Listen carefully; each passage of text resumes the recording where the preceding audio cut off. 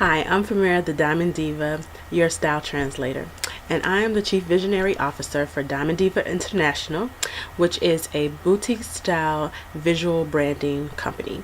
And so I'm excited to be a part of this project, Cultivating Your It Factor. 14 must-haves to discover, define, and refine your signature brand that has been put together by the fabulous Stevie Aisha Mills. And so as one of the co-authors, I'm so excited to take this time to actually talk about my chapter. The core principle that my chapter is about is leverage IQ. And so what does leverage IQ really mean? I really just talk about how to leverage your brand and do so in style. And so one of the key points that I bring up in the chapter is the fact that there's opportunities all around us. And so there's really only two questions that you have to ask yourself, and that is, will you see the opportunity? And once you do see it, what will you do with it? Will you be prepared to actually act on the opportunity as it's given to you? And so in doing so, there's four things that you must consider when you're looking at every opportunity. So whether it's a personal opportunity, a business opportunity, no matter what, these four core principles definitely would be the things that you need to pay attention to and ask yourself more questions around. And so I just want to briefly go over those four. I talk about it, of course, in more depth in the chapter, but they are elaborate, exchange, equity, and evolution. And so just by hearing those four words, you might be like, what does that have to do with leverage? But as I explain them, just a tidbit of them, I think it'll be a lot more clear. And so when you're first looking at an opportunity, you must elaborate on the opportunity. It's the first step. You have to ask yourself a series of questions in this phase. And so you want to ask yourself, what's included in this opportunity? What's necessary on my behalf in order for me to actually participate in this opportunity? What's the ultimate goal of the opportunity? And does that goal fit into what I'm trying to do in my own life and in my own business? Because a lot of times we have opportunities that are presented to us that sound great. They're great opportunities, but they don't really fit into your overall vision for your life and for your business. And so in that case, they wouldn't be good opportunities. I tell everybody, every good opportunity is not a good opportunity for you. There is a distinct difference. And so you have to be honest with yourself and really look and decide, is this something I really want to act on? Or is this something that I'm supposed to wait and maybe act on later? Timing is always a big thing as well when it comes to looking at opportunities. And so one of the controversial things, I guess, in a way that I bring up in my chapter in the book is I make the statement that gone are the days of jumping head first into opportunities without any type of plan. And so for all of my spontaneous people and all my gut people, trust me, I get it. I'm a gut speaker as well. I react from those things that are in my gut a lot. Also, I make sure that I clarify that statement. So it does not mean that you don't get the gut response to an opportunity and know that it's the opportunity for you. But when you go into it, you still have to have it in a way, a calculated strategy in order for the opportunity to really be able to be leveraged to its full capacity. Because what happens is a lot of times we'll partake in an opportunity, but we miss out on so many other aspects of what that could have really turned into because we don't leverage it correctly, because we don't have any type of plan and we haven't really thought it through first, and we just are jumped into it and go forth. So you have to have that balancing act between the two, between your gut and having a strategy around the opportunities that you choose to be a part in. I go, of course, more detail in that in the chapter, but I just really wanted to address that and put it out because I know when people read it, they're going to be like, what is she talking about? But that's more of what I'm speaking on in regards to I personally take a lot of opportunities that I react to with my gut and intuition or discernment, whatever you like to choose to call it, but where I know this is what I need to do, or no, this is not, something that I need to partake in at this time. But once I have said the yes or the no, then I have to decide, okay, what now? So what's that next step? Because I want to make sure that if I'm going to do anything, that I am definitely leveraging it to its utmost, its utmost level, that I'm going to get the most out of it. It's definitely going to be a win-win situation for myself and whoever may be bringing the opportunity to me as well, because it's not always just about you when you're looking at leveraging relationships or leveraging opportunities or anything like that. You have to make sure that it's mutually beneficial to yourself and whoever has basically brought you to the table with this. So the second thing that I would want to talk about is exchange, and you have to determine what the exchange is. So I know a lot of times people hear that and they automatically think monetary exchange, but I'm not talking about the monetary exchange. Trust me, I get to that later, but exchange is not actually in reference to that. So my definition for exchange when you're looking at leveraging is really look at what are you willing to give for the opportunity. What is the minimum that you expect to receive from the opportunity? Going more into this whole concept of mutually beneficial, acts and moving forward. Too often people look at things and they look at it only one-sided. They only look at it what's in it for them. They only look at it how's it going to affect them and their brand, and they don't really consider what is going to happen on the other side of that as well. The reason why it's important to look at what's going to happen on both sides is because, yes, when you are, partaking in the opportunity, you want to leverage your brand. I mean, the whole point of you trying to do any type of leverage situation is so that your brand grows, whether it's growing your lists or growing clients or increasing income, furthering your lifestyle, whatever the case may be. Yes, you want to look at those things, but you also want to be conscious of how it affects the other person or people that are tied to this leverage opportunity as well. And the reason why you want to do that is because you have to really determine, is it going to be worth it? Because a lot of times it may end up being good for you, but if you can foresee that it's not going to necessarily be good for the other person, then you have to decide, do I really want to move forward with that opportunity? I could see where there might be blowback for the other person, or there might be breakdown for the other person. And when you're really looking at business and in personal life, it's all about relationships. And so sometimes you just being open to see, I can see where this happens. One, it allows you to address it up front. So maybe they have thought of a contingency plan in case, something goes to the left and they already know how to bring it back. Maybe they hadn't thought about it at all. And, and they'll be thankful to the fact that you were able to bring it up to them and to share that with them. And so then you're able to address things before they happen, to have those plans in place so that things don't go haywire, in the midst of it. The other thing is, what it helps do as well is you really don't want to be seen as a taker in the situation. When you are able to look at both sides of it, it allows the other person or persons that are involved in the leveraging opportunity, allows them to be able to see that, okay, she or he is looking at the entire big picture, and they're invested in the overall outcome and not just their part. It's not just all about them. It's not the I syndrome. It's really about the community response and the community effort in doing so. For example, like doing this book. So, there's a lot of people that probably got involved, that could have got involved easily into a book of this caliber just for what they have gotten out of it.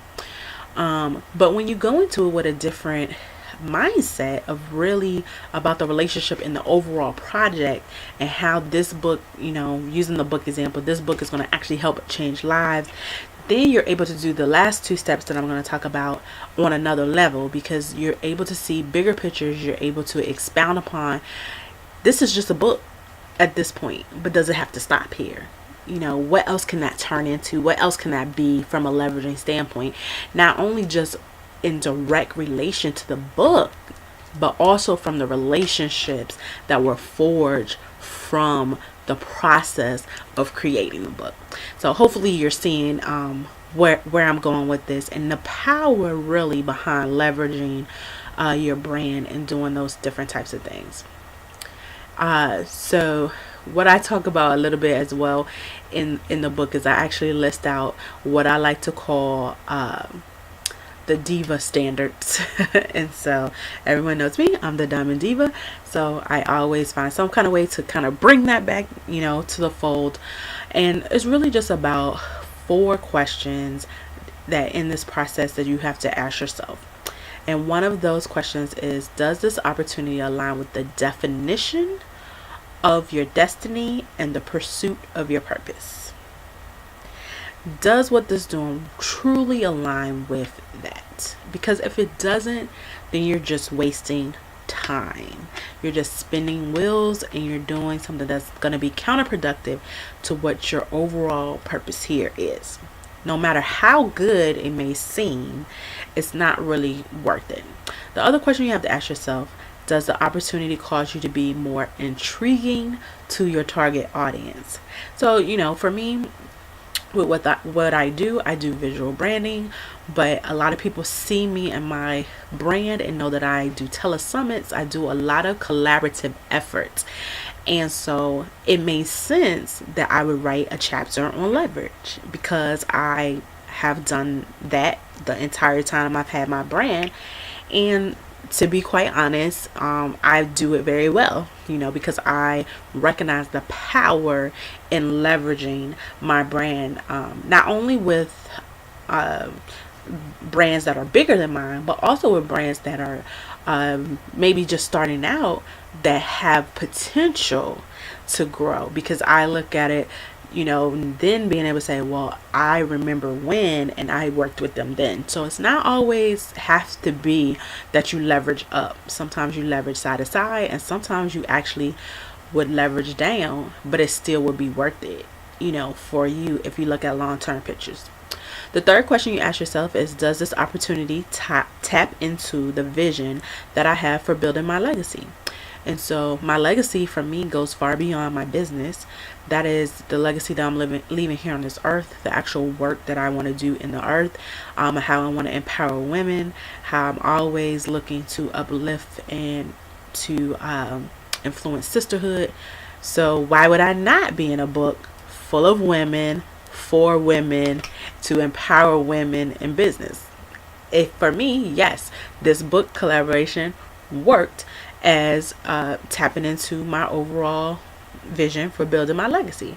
So now, I can add author of this amazing book to that list, which helps create the legacy that I'm trying to make. And so question number 4 is, does this opportunity make you aspire to keep living your life as the Diamond Diva you are? And so this book definitely does that. I have met so many tremendous women. The other 13 women, there's 14 of us total, 13 women that are part of this book project, are phenomenal. And just being able to see them and see them operate in their genius zones, definitely keeps me inspired to keep being my best self. And so for me, all 4 of those things were hit when I looked at this opportunity of doing the book. So I hope you're kind of seeing how this all goes together, and the different things that you really need to look at when you're looking at leveraging, because it's a big deal, when you look at leveraging opportunities and aligning your brand with someone else's brand. And so the third thing is the equity. And so in the equity portion of the book, I talk about income, impact, and increase. And so when you're looking at the equity portion, most people automatically look at just the income. What's the income that you're going to get from the, from the project? Is it going to, increase your bottom line? I mean, we're in business to make money. So that's one portion. Or you would just be doing volunteer work or have a hobby if you don't, if we weren't trying to make money. You have to talk the dollars and cents. It has to make, it has to make sense in that regard. Some things you want to do, you might decide that the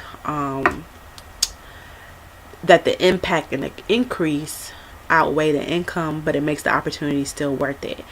But oftentimes you want to make sure that economically and revenue wise that it does make sense for you to be a part of it, especially when it's something where you're going to have to invest yourself into the opportunity.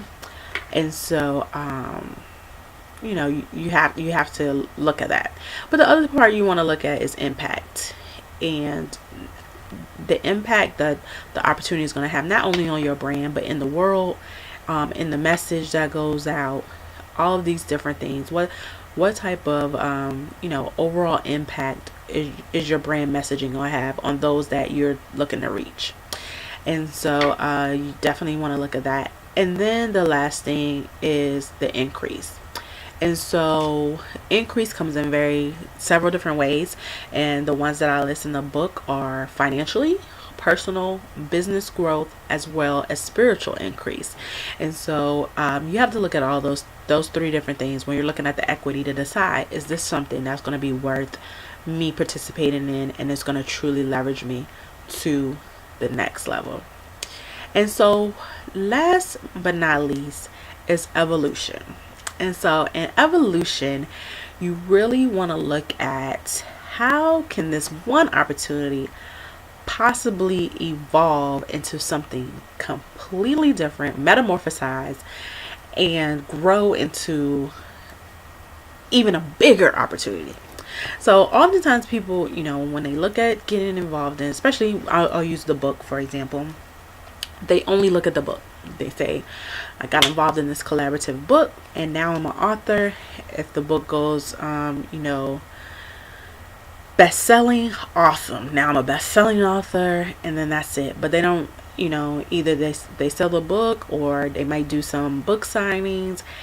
That's it. They don't really look beyond the book. Or, and so a lot of times people look linear and we only look at the actual opportunity that's before us. And so, but you can't do that, because there's so many things that you could possibly do, so many different avenues based on you and your brand and the legacy you want to leave and your overall, vision for your business and your life. Even from this book can turn into a speaking tour. This book can turn into I could take my one chapter from the book based on the responses that I get and expand upon it and turn it into a workshop. I could take it and turn it into a complete program on leveraging. I could take it and use this book to leverage me onto, various TV ventures with people that are talking about leveraging in business. I could take this book and team up with all the women, that were part of this book, or sections of the women that was a part of this book, to do other things that have nothing to do with the book, by leveraging the relationship of what was created during the process of the book. I mean, it could go on and on and on and just continue to snowball and completely change your life.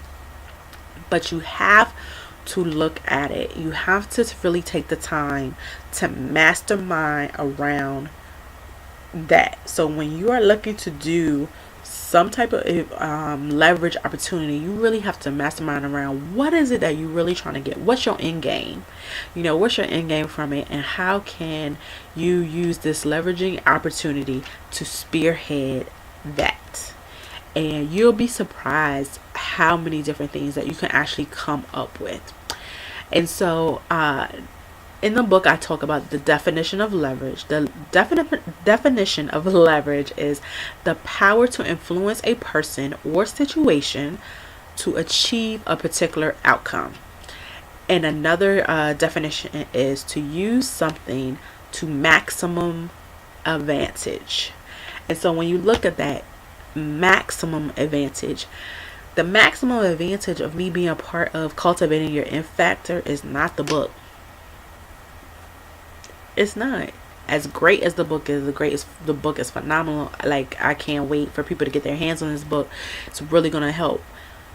But that's not the maximum. That's the minimum. That's the minimum that I could do. If I walked away, and did nothing else with anything that I've gotten from this process of leveraging this opportunity, it still would be awesome that I was a part of this book, and and that my picture is on it, and and that type of thing. I'm listed as a co-author. Awesome.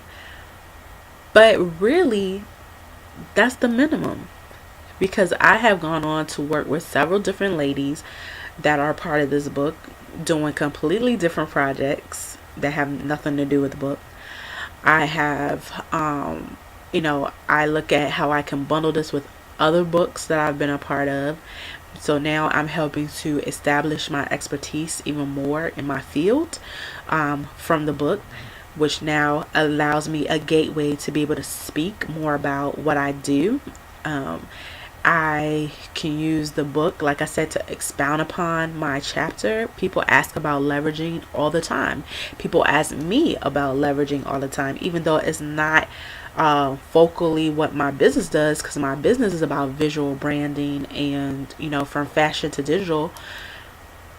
But even in that, I do a lot of leveraging, and people recognize that, and so people ask me about that. So now I have an opportunity to expand upon this and turn this into whatever I want to turn it into.